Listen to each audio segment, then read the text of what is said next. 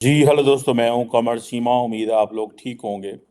दोस्तों, भारत के अंदर जो है इस वक्त भारत की जो ruling party Bharatiya Janata party है, उन्होंने अपना मैनिफेस्टो जो है वो जारी किया है। और इम्पॉर्टेंट चीज़ ये है कि उसमें उन्होंने फॉरेन पॉलिसी के हवाले से जो बात की है, मैं उस पर डिस्कस करना चाहता हूँ। उन्होंने जिसे आप ये कह लें कि पहली बात तो यह है कि जो चीज़ें हाईलाइट की हैं, उनमें सबसे जो टॉप प्रायोरिटी वो देना चाहते हैं, वो चाहते हैं कि भारत की परमानेंट मेंबरशिप होनी चाहिए यूनाइटेड नेशन सिक्योरिटी काउंसिल के अंदर। ये वो समझते हैं कि ये उनकी एक इम्पॉर्टेंट डेवलपमेंट है, वो उनको ये करनी ही करनी है। इसी से भारत जो है वो एक रिलायबल, ट्रस्टेड और पार्टनर दुनिया का बन सकता है। और इसके अलावा भारत की जो लीडरशिप है वो चाहती है कि उनका जो दुनिया का व्यू है वो ह्यूमन सेंट्रिक है। गो के वो कहते हैं ये दुनिया का व्यू ह्यूमन सेंट्रिक है, इसका मतलब ये है कि वो प्राइमरली नॉन ट्रेडिशनल सिक्योरिटी को अहमियत देते हैं, ट्रेडिशनल सिक्योरिटी को अहमियत नहीं देते। लेकिन एक ये चीज़ याद रखें कि जो इस तरह का जो व्यू होता है उसमें फिर आप मिलिट्री बिल्डअप नहीं कर रहे होते, क्योंकि आप तो ह्यूमन सेंट्रिक चीज़ें देख रहे हैं, इंसानियत को जो आइडियलिज्म के ज़रिए चीज़ें देख रहे हैं। लेकिन वो आइडियलिस्टिक फॉरेन पॉलिसी तो है ही है, लेकिन असल में उनकी रियलिस्टिक फॉरेन पॉलिसी है which is based on the principles of realism. और वो कहते हैं जी हम दुनिया में कंसेंसस बिल्डर होंगे, हम दुनिया में ग्लोबल साउथ की आवाज़ बनेंगे। ये वो कहते हैं कि भारत जो है वो उसकी जो पोजीशन है ग्लोबल साउथ के अंदर, वो इस तरह की होगी कि और वो सारी की सारी उसमें जिसे कहते हैं ना कि जो हिंदू वैल्यूज़ हैं, जो इंडियन वैल्यूज़ हैं, उसको वो लेकर के चलेंगे। और इम्पॉर्टेंट चीज़ इसके बाद ये है कि भारत जो है वो फर्स्ट रिस्पॉन्डर भारत बनना चाहता है। और उसमें जो फर्स्ट रिस्पॉन्डर भारत है, कि जहाँ पे भी humanitarian assistance and disaster relief operations करने पड़ते हैं, पर्टिकुलरली आपको इस तरह के ऑपरेशन जो हैं वो Indian ocean and Pacific ocean के अंदर करने को मिलेंगे, बिकॉज वहाँ पे ऐसे जैसे मसले हैं, आपने देखा होगा सुनामीज आते हैं, बहुत सारी और चीज़ें जो हैं। सो वो जब भारत ये कहते हैं कि हम ह्यूमन सेंट्रिक पोजीशन लेंगे, तो इसीलिए वो ग्लोबल साउथ की बात करते हैं, इसीलिए वो कहते हैं जी फर्स्ट रिस्पॉन्डर होगा भारत। ठीक है जी। और जैसे मैंने आपको कहा कि वो कह रहे हैं कि हमने परमानेंट मेंबर बनना है सिक्योरिटी काउंसिल का। और साथ में वो कहते हैं क्योंकि हम मदर ऑफ डेमोक्रेसी हैं। भारत जो है वो मदर ऑफ डेमोक्रेसी है। मुझे वैसे इस सेंटेंस की समझ नहीं आई कि इंडिया कैसे अपने आप को मदर ऑफ डेमोक्रेसी कहता है। इंडिया लार्जेस्ट डेमोक्रेसी तो ज़रूर है, लेकिन ये मदर ऑफ डेमोक्रेसी ये कैसे है? शायद वो समझते हैं कि क्योंकि हम बड़ी तादाद में हैं, हम दुनिया में हर जगह मौजूद हैं, हमारे लोग अमेरिका में हैं, हमारे लोग बरतानिया में हैं। ज़ाहिर बात है ये जितने भी इंडियन ओरिजिन के लोग इन मुल्कों में हैं, वो पर्टिकुलरली एक रिलीजियस आइडेंटिटी से कनेक्टेड है इंडिया के साथ। ठीक है जी। और ये चीज़ें जो हैं वो इसीलिए वो शायद वो कह रहे हैं। देन फिर वो अपनी बात कर रहे हैं कि अपने डियास्पोरा को बहुत ज़्यादा अहमियत देते हैं। वो समझते हैं कि जितना हमारा डियास्पोरा एम्पावर्ड होगा, ठीक है जी, और जितना ज़्यादा हमारा डियास्पोरा कनेक्टेड होगा, ठीक है, तो उतनी ज़्यादा जो सिविलाइजेशनल वैल्यूज़ हैं, ठीक है, यानी कि इंडिया का जो सिविलाइजेशनल स्ट्रक्चर है, जो सिविलाइजेशनल वैल्यूज़ हैं, वो उतनी ज़्यादा दुनिया में जा सकेंगी। और विज़डम और जो ट्रेडिशनल नॉलेज है, वो दुनिया में जाएगा, जो भारत का है। सो ये बेसिकली वो तमाम की तमाम चीज़ें जो हैं वो करना चाहते हैं, और इसको वो जो विश्व बंधु का जो स्पिरिट है उसके ज़रिए करना चाहते हैं, और अपने नेशनल इंटरेस्ट को भी प्रमोट करना चाहते हैं। सो ये आप देखें कि जो भारत का वो जिसे कहते हैं ना, ये एक फ्रेमवर्क है। देन भारत जो है वो टेररिज्म को बड़ी अहमियत देते हैं। वो कहते हैं हमें ग्लोबल कंसेंसस क्रिएट करना है। अब ये जो ग्लोबल, आपको पता है इंडिया का जो टेररिज्म का जो लेंस है, that is there from the perspective of जो ट्रांसनेशनल टेररिस्ट ऑर्गेनाइजेशंस हैं, पर्टिकुलरली वो यूनाइटेड नेशंस का जिक्र करते हैं कि जितने भी मेंबर्स हैं यूनाइटेड नेशंस के, उनके साथ मिलके एक comprehensive convention against international terrorism और ऐसी जो कम्बैटिंग टेररिज्म के हवाले से कंसेंसस क्रिएट करते रहेंगे। और दूसरी ये है कि जिसे वो कहते हैं ना कि दुनिया में जो दहशतगर्द जमातें हैं उनके पास पैसा ना आए। मैं आपको बात बताऊं, भारत का जो टेररिज्म का जो लेंस है that is primarily Pakistan centric. जैसे for example no money for the terror, इसका बेसिकली डायरेक्ट मीनिंग जो है वो पाकिस्तान की एफएटी है, फाइनेंशियल एक्शन टास्क फोर्स में, जिसमें आपको याद होगा कि पाकिस्तान को ग्रे लिस्ट में डाला था और पाकिस्तान बड़ी कोशिश करता रहा कि हम कैसे उस फाइनेंशियल एक्शन टास्क फोर्स से बाहर निकलें, कैसे हम इन चीज़ों से बाहर निकले और हमारी जान छूटे। सो वो बार बार यही कह रहे हैं कि आप दहशतगर्दी को काउंटर नहीं कर सकते, दुनिया को वो कह रहे हैं। सो इट मीन्स कि ये जो पार्टी का मैनिफेस्टो है दैट ये आता तो यूनिवर्सल वैल्यूज में आता है कि जी हमने दुनिया में दहशतगर्दी की बात करनी है, दहशतगर्दी को ख़त्म करना है, क्या है कॉम्प्रिहेंसिव कन्वेंशन चाहिए, लेकिन प्राइमरली इट टारगेट्स पाकिस्तान। ठीक है। देन इंपॉर्टेंट चीज़ इसमें यह है कि जो नेबरहुड फर्स्ट पॉलिसी कहते हैं कि जी हम अपने trusted and responsible partners build करेंगे खित्ते के अंदर, जिसमें रीजनल कोऑपरेशन और स्टेबिलिटी एंड प्रॉस्पेरिटी। लेकिन इंपॉर्टेंट चीज़ ये है कि जो भारत की नेबरहुड फर्स्ट पॉलिसी है, इसमें रिसेंटली आपने देखा होगा कि इंडियन मीडिया इसमें जो थोड़ा आज़ाद इंडियन मीडिया है कदरे, वो इसको हाईलाइट कर रहा है कि नेपाल के अंदर जो जो कांग्रेस ग्रुप्स हैं they are getting closer to China. Bangladesh के अंदर गो के Sheikh Hasina Wajed is very pro India, and India has done tremendous work to save Hasina Wajid from the global isolation. क्योंकि जिस अंदाज से वहाँ पे इलेक्शंस हुए और उसकी जो अपोजिशन पार्टी थी बांग्लादेश की, बांग्लादेश जो जो खालिदा ज़िया की पार्टी जो थी, वो उसने बायकॉट किया। सो और अवामी लीग जीत गई एक बड़ी तादाद में, अमेरिका को कन्विंस किया। सो अब इंडिया के अंदर जो है वो बांग्लादेश के अंदर वो इंडिया आउट कंपेन थी, इस तरह मालदीव्स के अंदर इंडिया आउट कंपेन थी। बल्कि बल्कि मैं कल देख रहा था कि शायद मौजूदा जो मालदीव्स के प्रेसिडेंट है, प्रेसिडेंट मौजू, वो समझते हैं कि इतनी ज़्यादा एंटी इंडिया कंपेन चली कि शायद टूरिस्ट भी नहीं आ रहे, तो वो दोबारा वो चाह रहे थे कि इस तरह की टोन सेट की जाए कि जिसमें दुनिया ये कहे कि नहीं यार ऐसी चीज़ नहीं है। देन भारत का जो फर्दर एक एम है फॉरेन पॉलिसी के हवाले से, जिसमें उन्होंने पहले भी काम किया हुआ है, वो अपनी जो मैरीटाइम विजन है जो उसको सेट करना चाहते हैं इंडो पैसिफिक रीजन, और उसमें security and growth for the entire reason के हवाले से।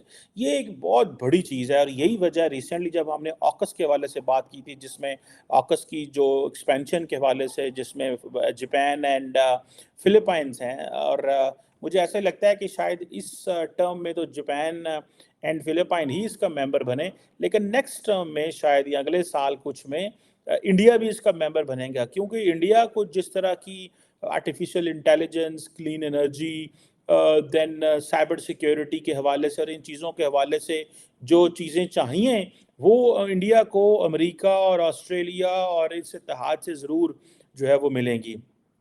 अब ये जो एक बात इंडिया कर रहा है, क्योंकि इंडिया ने, जैसे थोड़े दिन पहले हम बात कर रहे थे कि India middle east Europe corridor को प्रोटेक्ट करना चाहता है, प्रमोट करना चाहता है।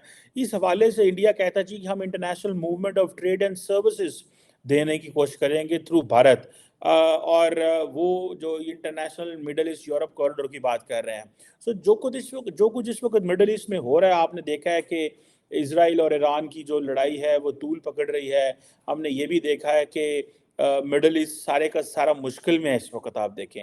और वो मुश्किल में इसलिए है कि एक तो आप देखें इंटरनेशनल एयर स्पेस बंद है, कोई जहाज़ नहीं उड़ रहा, इंटरनेशनल शिप्स जो हैं वो कहीं एक ख़तरा है, पकड़ी जा रही हैं, टेंशन जो है वो मौजूद है। सो ये जो international movement of trade and services जो है देना चाहता है भारत अपने ज़रिए, और कनेक्ट करना चाहता है इंडिया, यूरोप और मिडल ईस्ट को, टेक्निकली तो ये बहुत अच्छी चीज़ है। मैं समझता हूँ इसको, आई विश कि पाकिस्तान भी इसका हिस्सा हो, बट अनफॉर्चुनेटली हम क्योंकि इंडिया से कनेक्ट, सॉरी चाइना से कनेक्ट हो गए, तो हम वो कुछ नहीं इसमें कर सके। लेकिन this is a good aim and this is a good plan in terms of a long term future जो इंडिया देखना चाहता है। और देन इंडिया जो है वो इस हवाले से मिनरल रिसोर्सेज के ऊपर काम करना चाहता है, और वो मिनरल रिसोर्सेज जो हैं भारत के हवाले से, और जो पार्टनरशिप्स डेवलप करना चाहता है ग्लोबल सप्लाई चेन में और माइनिंग के हवाले से, और जिसे कहेंगे ना एक टेक्नोलॉजिकल पार्टनरशिप और सस्टेनेबल डेवलपमेंट के प्रोजेक्ट लेके आना चाहता है। और मिनरल सिक्योरिटी इंपॉर्टेंट है इंडिया के लिए, बिकॉज इंडिया के अंदर जितनी ये जो ग्लोबल डी रिस्किंग की बात हो रही है, ये सारी की सारी इट मीन्स कि वो जो बिजनेस है वो इंडिया के अंदर आना है। सो अगर इंडिया अपनी मिनरल सिक्योरिटी पे काम नहीं करता तो उन तमाम कंपनीज को रॉ मटेरियल कहाँ मिलेगा। अब चाइना को अगर आप देखें तो चाइना ने तो अपने ऊपर जो है ना वो कदगनें लगाई हुई हैं, ठीक है। मैं कल पढ़ रहा था शायद कहीं कि जो दुनिया की जो टोटल जो शेयर्स हैं जो डिफरेंट कंपनीज में, Chinese don't allow other countries to have shares. मेरा ख्याल है 4% दुनिया की या 5% दुनिया का जो जो शेयर्स हैं चाइना के अंदर वो बाहर की दुनिया खरीद सकती है। सो उन्होंने अपने आप को केज किया हुआ है इन सो मैनी वेज। इंडिया इस हवाले से ओपन है। सो वो बाहर से लोग आते हैं क्योंकि इंडिया चाइना डी रिस्किंग पे काम कर रहा है। वो नहीं चाहता कि हम दुनिया की इकोनॉमी के ऊपर अपने डिपेंडेंट हों। अगर हम उस इकोनॉमी के ऊपर डिपेंडेंट होते हैं तो we will be in a difficult situation. So ये एक चीज़ जो है वो हमारे सामने नज़र आ रही है। देन इंडिया इज़ वर्किंग, और वो कह रहा है कि अगर नरेंद्र मोदी साहब को दोबारा हुकूमत मिलती है तो हम अपना एक डिप्लोमेटिक जो नेटवर्क है उसको दुनिया के सामने लेके जाएंगे, और हम अपना रोल प्ले करेंगे इन द ग्लोबल ऑर्डर। ये जो डिप्लोमेटिक नेटवर्क है इसमें रिसेंटली भी हमने, आपको याद होगा, एक डिस्कशन की थी कि इंडिया की जो एम्बेसीज हैं दुनिया में वो बढ़ रही हैं, कॉन्सुलेट भी बढ़ रहे हैं, एम्बेसीज भी बढ़ रहे हैं, और टेक्निकली वो अपने इन एम्बेसीज के ज़रिए जो है जो चीज़ करना चाहता है वो सिर्फ़ और सिर्फ अपने जो लोग हैं उनसे कनेक्ट करना चाहता है। आपको याद होगा जिस सीरीज़ में मैंने डिस्कशन में डॉक्टर जयशंकर के हवाले से बात किया था कि how doctor Jaishankar can play a role to make prime minister Modi a third time prime minister. उसमें मैंने बताया था कि डॉक्टर जयशंकर जब चाइना में थे तो मोदी साहब वहाँ गए तो उन्होंने इंडियंस को वहाँ पे मिलाया, फिर अमेरिका गए तो इंडियंस को डॉक्टर मोदी साहब से मिलाया, and then it became a policy कि जहाँ पे भी जाते थे Narendra Modi as a prime minister तो ही use to speak with Indians. अभी हाल ही में जब फरवरी में अबू धाबी गए थे तो वहाँ पे भी he spoke with the Indians in Australia, in America, everywhere. शायद चाइना में उनको ये इजाज़त ना मिले, बाकी दुनिया के तमाम मुल्कों में वो इस हवाले से काम कर रहे हैं। देन अदर दैन दैट जो इम्पोर्टेंट चीज़ें हैं इंडिया की जो फॉरेन पॉलिसी के हवाले से जो वो अचीव करना चाह रहे हैं और कर रहे हैं, और वो समझते हैं कि इंडिया इस ट्रैक के ऊपर है, ठीक है जी। वो ये है कि जो कल्चरल सेंटर्स इस्टेब्लिश करना चाहते हैं चाइनीज़ जो हैं। देखिए it's all about soft power basically, क्योंकि भारत अपनी सॉफ्ट पावर को एलिवेट करना चाहता है। सो फॉर सो भारत की जितनी भी सॉफ्ट पावर है that is all natural. Natural in a sense के जब बात आती है बॉलीवुड की, तो बॉलीवुड की जो पावर है ये प्योरली एक जिसे कहते हैं ना एक सिस्टमैटिक तरीके से, it's a history of 60-70 years of Bollywood जो आपके सामने नज़र आती है, जो दुनिया में एज ए सॉफ्ट पावर उसने इस्टेब्लिश। अब ये चाहते हैं कि हम कल्चरल सेंटर्स इस्टेब्लिश करें, जिस तरह चाइनीज़ जो हैं उन्होंने कन्फ्यूशियस इंस्टीट्यूट्स इस्टेब्लिश किए हुए हैं। पाकिस्तान के अंदर आई थिंक दो, एक इस्लामाबाद में है, एक कराची में है, लेकिन वो जो चाइनीज़ प्रोफेसर टीचर आए थे उनको वो बलोच मिलिटेंट ऑर्गेनाइजेशंस ने मार मार के भगा दिया है, और अब वो यहाँ पे नहीं है। और कई जगहों पे शायद हैं, और बाकी भी दुनिया में उन्होंने कन्फ्यूशियस इंस्टीट्यूट यूरोप के अंदर, लैटिन अमेरिका, अफ्रीका के अंदर बनाए हुए हैं। So I think that's where the India wants to work, वो किस तरह जो भारत का कल्चर है और इसकी जो योगा है या भारत की जो लैंग्वेजेस हैं, क्लासिक म्यूज़िक है, इसको कैसे वो दुनिया के सामने लेके जाएं। और जैसे मैंने पहले कहा कि Bharat calls itself as a mother of the democracy, but I am unable to understand. I would definitely read about it कि how what makes India to call it as a mother of democracy. Either this is because of the India being the largest democracy is a mother of the democracy, or what is the mindset behind that. अब इसके साथ साथ वो समझते हैं कि अपनी soft power को इन्हेंस करने के लिए जो नरेंद्र मोदी साहब का और बीजेपी का जो मैनिफेस्टो है वो ये बात कर रहा है कि हम जो है वो लाइक माइंडेड जो पार्टनर्स हैं पूरी दुनिया के अंदर, जिसे उनके साथ मिलके काम करेंगे इन टर्म्स ऑफ, जैसे कि इंटरनेशनल सोलर अलायंस बना था, इसी तरह आपको याद होगा coalition for disaster resilient infrastructure बना था, वन फ्यूचर अलायंस बना था, ग्लोबल बायोफ्यूल्स अलायंस बना था, और बिग कैट अलायंस बना था, ये चीज़ों वगैरह के लिए। सो ये जो इंटरनेशनल अलायंसेस हैं ये मैं समझता हूँ इसमें ये जो पर्टिकुलरली इंटरनेशनल सोलर अलायंस था, ये तो बड़ा इम्पोर्टेंट था। उसकी वजह ये है कि इस अलायंस की वजह से basically this is a perspective to turn India, and India wants to turn the world to the clean energy को लेके आना चाहते हैं। सो ये चीज़ें जो हैं वो हैं। अब क्वेश्चन ये है कि एक तरफ तो ये सारा कुछ वो इंडिया करना चाहता है और अपनी सॉफ्ट पावर को प्रमोट करना चाहता है।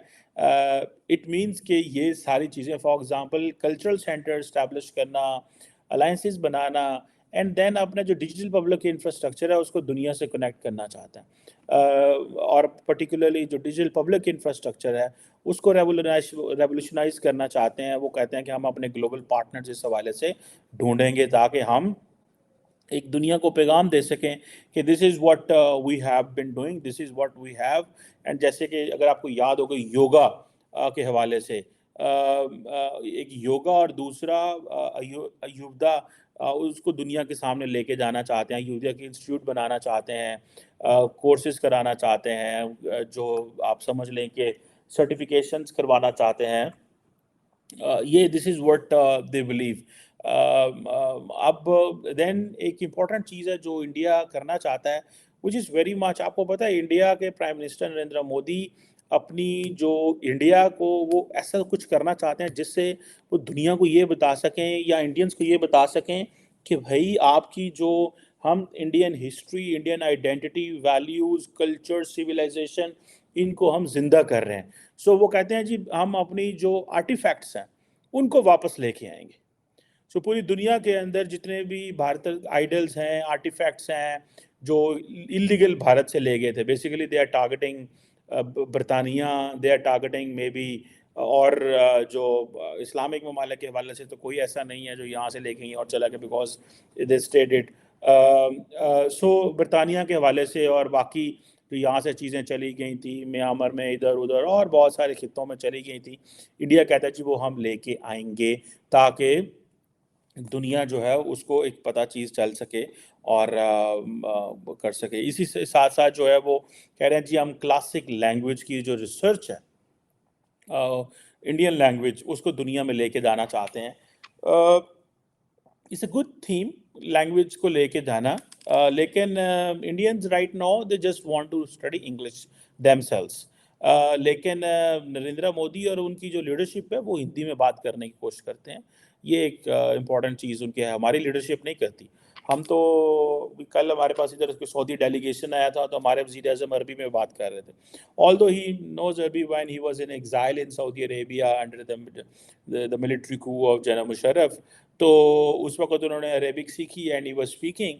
सो इंडिया इन चीज़ों को कर रहा है और अपनी लैंग्वेज और इन चीज़ों के ऊपर काम कर रहे हैं। पर्टिकुलरली वो ये भी कहते हैं कि हम अपना जो भारत का जो कल्चर है, जो सिविलाइजेशनल मॉन्यूमेंट्स हैं, उनको जो रिस्टोर करेंगे। भारतीय सिविलाइजेशन की बात हो रही है। So India is trying to take the world to the next level, कि वो अपनी भारतीय सिविलाइजेशन की बात कर रहे हैं, वो इन चीज़ों की बात कर रहे हैं और वो इन चीज़ों को डिस्कस कर रहे हैं। और अब देखना ये है कि ये किस अंदाज में कैसे लेके चलते हैं। और एक इम्पॉर्टेंट चीज़ इसमें जो मैं आपको बताता चलूँ, जो उन्होंने डिस्कस किया, वो कहते हैं जी कि हम लेगेसी जो लॉर्ड राम की जो लेगेसी है उसको प्रिजर्व करेंगे, प्रमोट करेंगे। सो इन अदर वर्ड्स वो अपनी बात कर रहे हैं कि हम अपने आप को एज ए दुनिया में एज ए हिंदू स्टेट के तौर पे लेके जा रहा है वो। ठीक है जी। रामायण जो है वो दुनिया में वो कहते हैं सेलिब्रेट की जाती है, पर्टिकुलरली साउथ और साउथ ईस्ट एशिया में। और हम ग्लोबल आउटरीच प्रोग्राम लेके चलेंगे और ये जो टेंजिबल और इनटेंजिबल जो लेगेसी है लॉर्ड राम की, वो दुनिया के तमाम मुल्कों में। So they want to export, ये क्वेश्चन है क्या, do they want to export Hinduism, ये क्वेश्चन है वैसे। क्या वो दुनिया में क्या उसे कहते हैं ना, हिंदुइज्म को करना चाहते हैं, क्या करना चाहते हैं। और अगर आपको याद हो जब भी हम डिस्कस करते थे भारत की फॉरेन पॉलिसी के हवाले से, तो हम डिस्कस करते थे कि इंडिया जो है वो अक्सर ग्लोबल लीडर्स को यूज़ करता है for its domestic political objectives.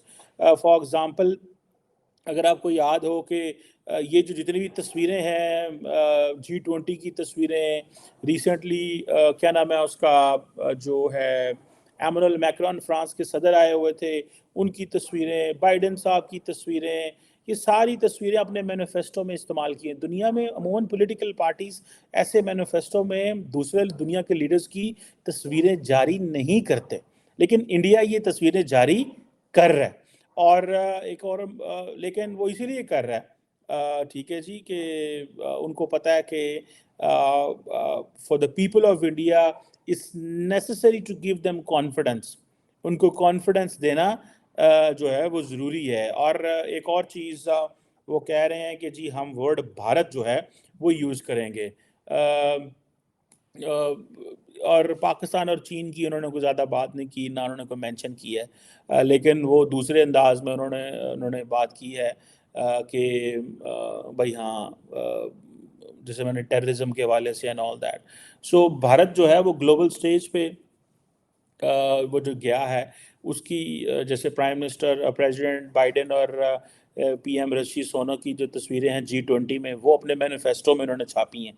और उसमें जारी बात है वो डिस्कस करते हैं कि दुनिया के हमने G20 समिट कराई, 100% कंसेंसस हुआ, दिल्ली डिक्लेरेशन किया, और बाकी इस तरह की चीज़ें। देन वो कहते हैं कि हमने दुनिया से जो 15 लाख 1.5 लाख करोड़ सिटीजन्स को जो डिस्ट्रेस सिचुएशन में थे उनको वापस लेके आए।